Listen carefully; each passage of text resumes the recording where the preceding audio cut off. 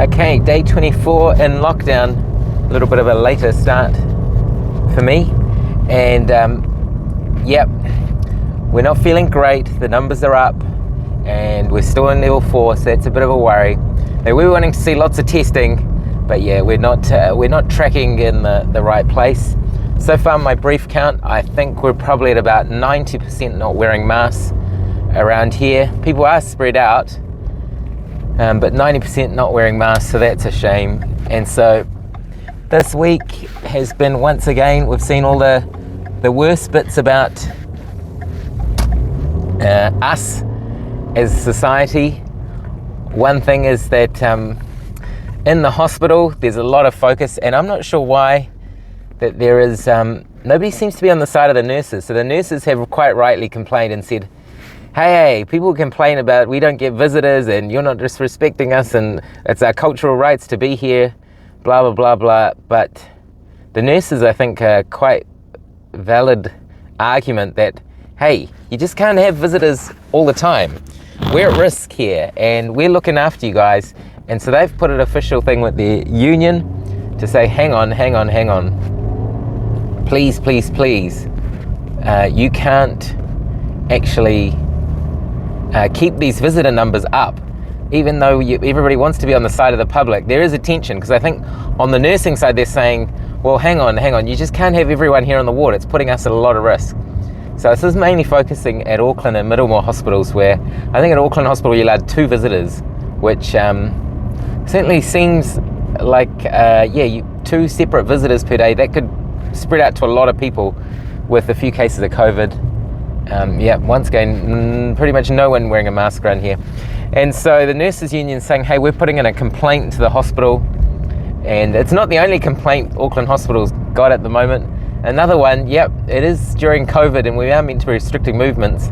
But yet now patients are complaining, people are coming and there's a bit too much hanky-panky happening on the ward between the visitors and the patients. And so I need to get a good little image of that. But I mean, that is pretty ridiculous that people are sick and they're in hospital and people feel, well, I think it's really unacceptable, and that would be awful, particularly for someone who might be older, or if there's cultural sensitivities, or just a general person thinking, ooh, that is gross, I'm sick. And that's probably a big chunk of people. And so, so there's hanky-panky happening in the hospital as well. So it's good that this is being reported, because I think prior to all this, it was very one-sided, that the hospital was totally mean. They were doing this and they were doing that. But this is what happens in the hospital with people. And so hanky-panky in the hospital, that's got to stop. And I think good on the people for actually saying something, because I think if a staff member had said that, I wonder if it would have actually hit the public. I think it wouldn't have. It would have been managed internally, and there would have been probably ongoing increasing pressure to stop the mean hospital restricting visitors and trying to enforce some standards. But I think if anyone's worked in the hospital, I'm not sure how surprising this is. We see all sorts of weird stuff.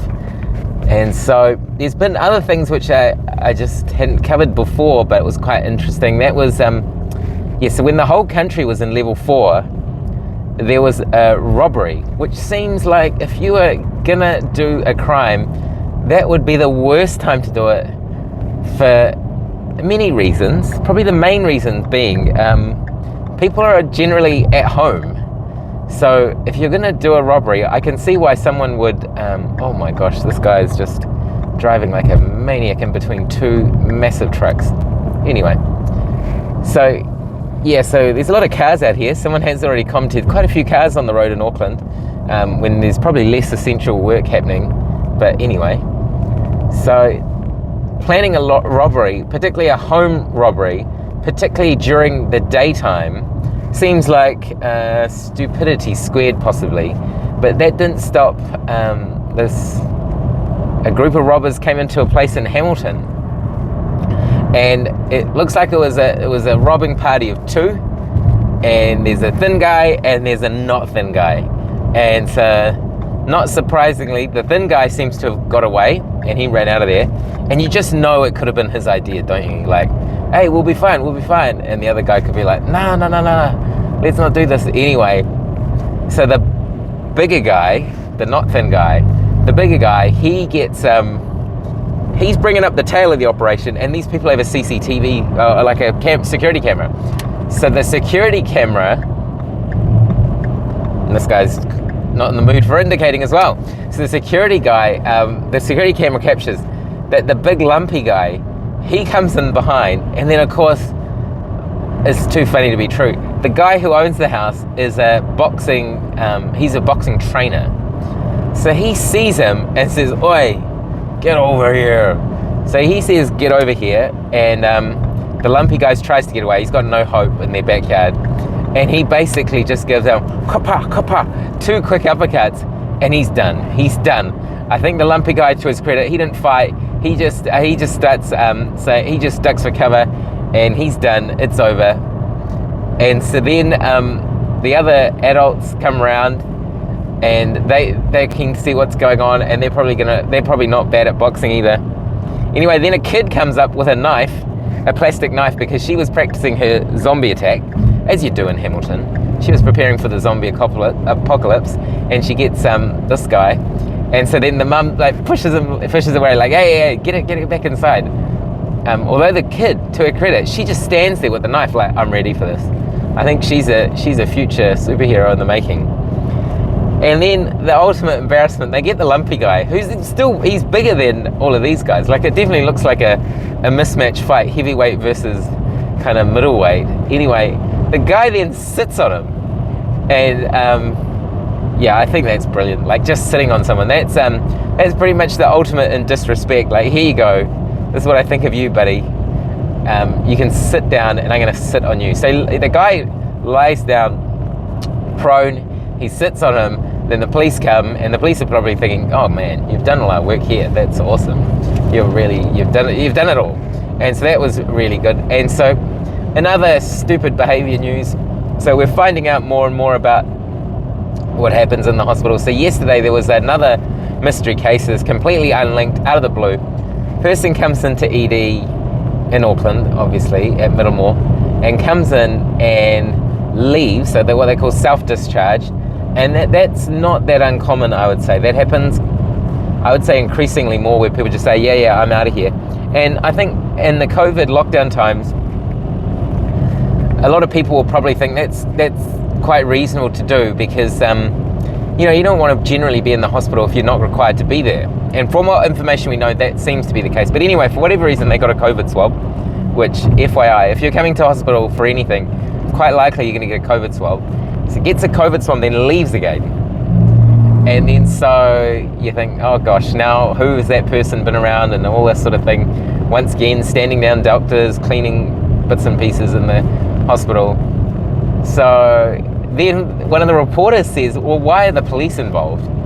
Now, the police were apparently involved the previous day with this person on an unrelated matter. And I think lots of us were wondering, it sounds pretty related. Like, what is this person? What is going on? It could be something really bad where their safety could be at risk. But I mean, for a person to do that, and sometimes two people do turn up in a hospital for reasons that are non-health related as well. And maybe that was part of the story. But anyway, so then the police were, I think, re-involved to try and find these people in a different related COVID situation. So yeah, so we're still seeing things bubble up. I guess it's not surprising completely, although everyone was hopeful that the case numbers would maybe go down, but of course they're not going down. So I think the number of mystery cases actually gone up today.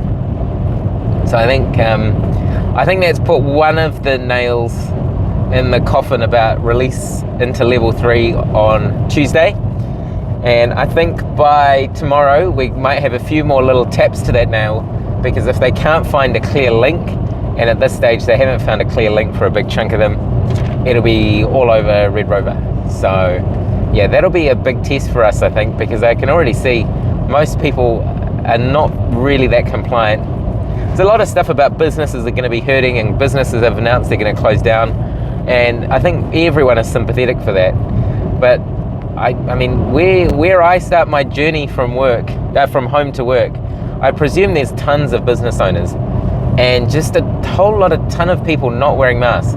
So I guess the mask debate is kind of over. The science is pretty much settled. We've seen the experiment overseas. I hope someone can make the link. Look, if businesses want to reopen, we need no mystery cases. To have no mystery cases, you need to wear a mask. And so, yeah, wear a mask. But so far I haven't seen that seep through. I think there seems to be a little bit of gap where people think, oh, it's terrible businesses and lockdown rules are too tough, but they're not willing to do the easy things that would make it more viable. Speaking of which, I was on social media and yeah, my butcher was in the paper and got stopped by the police for opening, which was a kind of deliberate move. I think he wanted to raise attention to that. But where he is, that row of shops, there's a whole lot of non-mask wearing going on. So I see the side where it's like, well, this is not completely risk-free.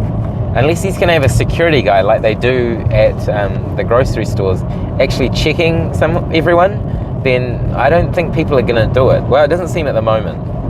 So, yeah, so in terms of other weird unproven things, ivermectin has once again got some new press, and that's because one of the kings of the new world, the internet, and the podcast world for sure, and of YouTube and of Spotify, Joe Rogan got COVID, and I can't believe he didn't get COVID before, but he got it.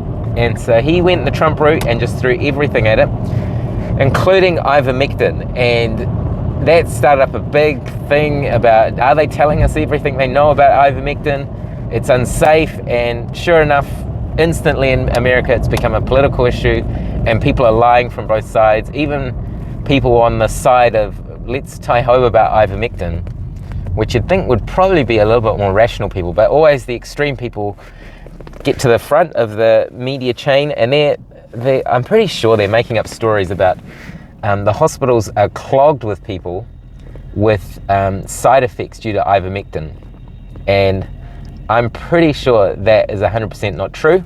In fact, there's good reports to support that that's not true, but that doesn't mean the fire's going to go out. And certainly if you're a conspiracy theory person, this is made for you. I wonder if this will be picked up by YouTube. Probably not, because nobody watches this, but the fact, if you did a story about ivermectin on YouTube, if you posted something on YouTube about ivermectin, you would get a flag. So anyway, I think ivermectin is quite a mysterious thing overseas, but I think most people in New Zealand remember ivermectin as that thing they play ads for in the middle of rugby games. Single drench, blah, blah, blah, get all your parasites out. And yeah, so ivermectin is an interesting medicine. It doesn't objectively seem to be that helpful at all in COVID, and particularly in trials where they're using it in mild COVID. You have to really look hard, because a lot of these people will get better with time, and that's really the mechanism, is your body has to get over it, like most viruses. So yeah, anyway, Joe Rogan got it, so it started a new wave, of course, of ivermectin, and I don't think they're even calling it ivermectin anymore. They're calling it horse dewormer, the horse medicine in America, just to show how extreme they can take things, which is the way it always seems to go. And there's a few people driving as you'd expect when there's a lot of people on the road, and seems like there's a lot of people out, so that's trouble. And yeah, that's it.